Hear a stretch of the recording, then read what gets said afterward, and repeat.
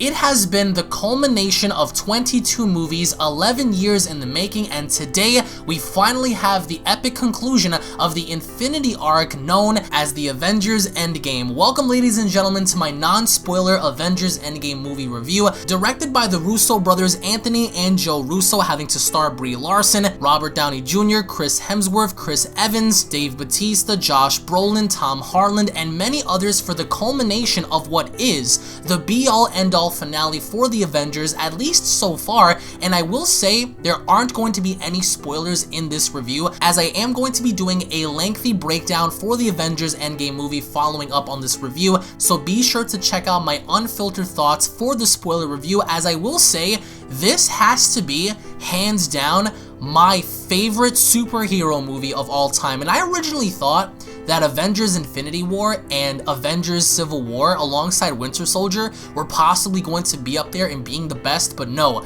Avengers Endgame has to be, hands down, the absolute best among anything ever produced from the MCU, and there are many reasons for that. By the end of this movie, when you walk out of that theater, you're going to feel as if a part of your childhood died in that theater, and for many reasons for that. Of course, I'm not going to go into any real details as to what happens in this movie, but this movie has lots of comedy, lots of action, tremendous amounts of action, especially during the third act of the film, lots of emotion added to the characters, lots of depth added to the characters, having to have so many of the miniature arcs established in Avengers 1, Avengers 2, Avengers 3, all culminate in this film in having the rightful conclusion that it so desperately needed from the beginning, and having everything come together under one big bow, wrapping this entire franchise up from the very beginning, and having to tell that story, and having to tell the story from beginning to end, ever since the beginning of Iron Man, having to transition all the way through up until this current point in time.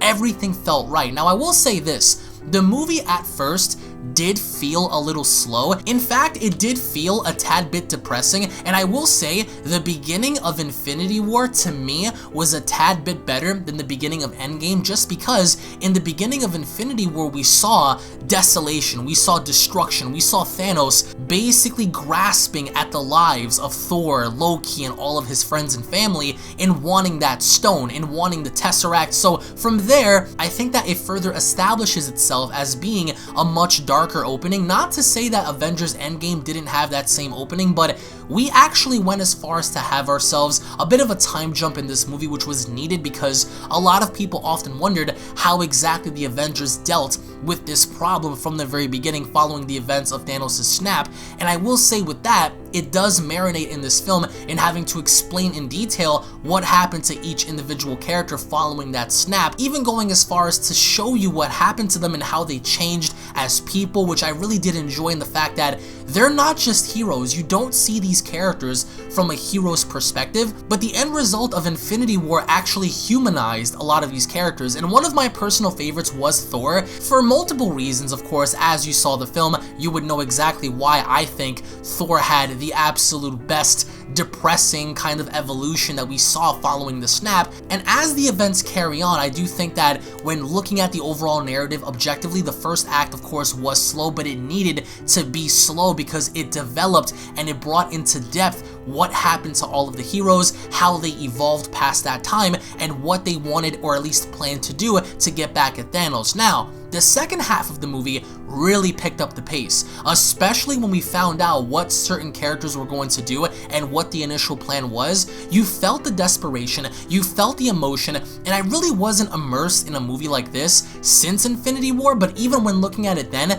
Endgame immersed me more in this movie than how it originally did in Infinity War, and that's pretty hard to do. So this movie had all of the magic, the CGI and special effects I think were beautiful, the visual effects, the soundtrack, everything really did fit well. Now for the superhero side of things, I really did enjoy how each character had a different dynamic amongst each other, and it's really hard to talk about this without getting into spoilers, so I am going to be keeping things very, very vague, but each individual character had a really great moment. And I will say, even when looking at Thanos in multiple different perspectives, as of course when you go see the movie, you're going to know exactly what I mean by that, but when looking at Thanos from multiple different perspectives, perspectives, in the beginning, you kind of feel bad for him, especially seeing what happened to him after the initial snap and what he's been up to and his mindset, because he has changed as well. It's not like your typical villain to where they sit around and they become worse in a way, because if you've ever wondered what the villain does or what the villain thinks about after winning a battle against the superhero, but in this case on a universal scale, then we get to see that with Thanos, and that was a pretty cool thing, because normally you would envision Thanos having to still go on this warpath and being the person that he was in Infinity War, but instead you end up seeing something completely different that I really did resonate with. However, once we dive into uncharted territories down the line, we get to see the return of this monstrous, ruthless titan, which I really did enjoy, especially from Infinity War having to carry on over in Endgame. Now, yes, the comic iteration does not follow the same in terms of the Infinity War or Infinity Gauntlet saga, so in case you are a huge comic buff, you probably aren't going to get exactly what you've read up in the comics in this movie, in which I am going to talk about more in my spoiler review. But this movie nonetheless delivered so much on so many different levels that I think it's going to be incredibly difficult for Avengers 5, Avengers 6, and whatever else comes out after to top this movie. And that's because this movie had 11 years worth of content that basically culminated into one final battle, one final conclusion. And for Thanos' character, once again, I really did feel bad for multiple reasons, but at the same time, I really enjoyed his aggressiveness, his overall brutality. Seeing what Thanos was able to do without having to be restricted was a pretty fun thing. Now, also when looking at the narrative objectively, there were certain things that I personally questioned at the end of the movie, and I will say by the end of the movie itself, once the credits roll and we get to stick around to see what's going to happen next, please pay attention, because a lot of people, seemingly enough online, seem to have missed one of the biggest Easter eggs that could have possibly have popped up in your face, and the people in my theater actually recognized this right off the bat, and the entire place went crazy,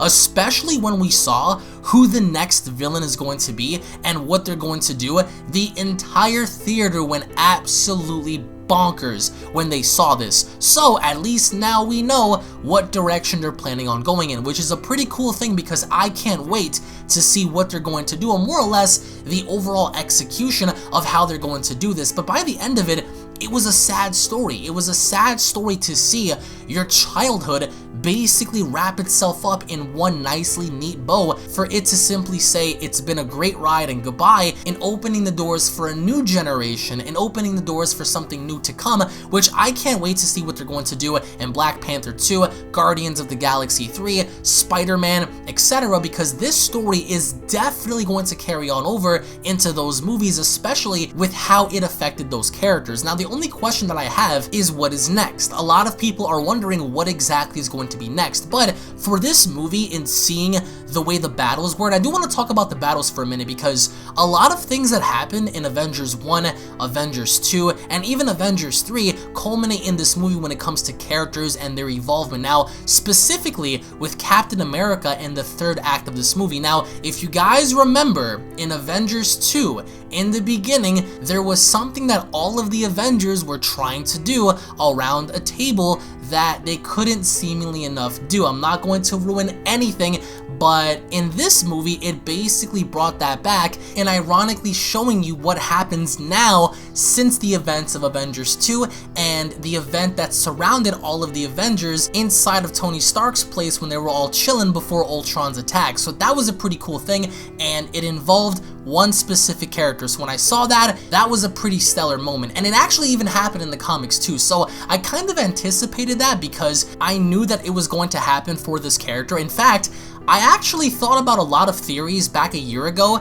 and a lot of them did come true, which I really was happy to see. However, the movie does take many unexpected twists, many unexpected turns, and that's what I really enjoyed. This was, I think, like I said before, the perfect superhero movie. I really can't think of any other that comes anywhere near this, and that's what this movie gets for taking its time to develop the characters, because the characters are what made this movie stand out so much. And with that, I really did enjoy the depth of drama, the comedy in between characters, because it wouldn't be a Marvel movie without having comedy be added among the characters themselves, so that was pretty cool. And I think everything was, as quoted by Thanos, perfectly balanced in this movie, and I think that everyone out there that goes to see this movie will thoroughly enjoy this movie, given the fact that you have to go see it with friends, you have to go see it in a lively environment, because the way the theater came unglued during certain portions of the movie for me gave me chills, and it really gave me the perfect movie experience, something that I haven't felt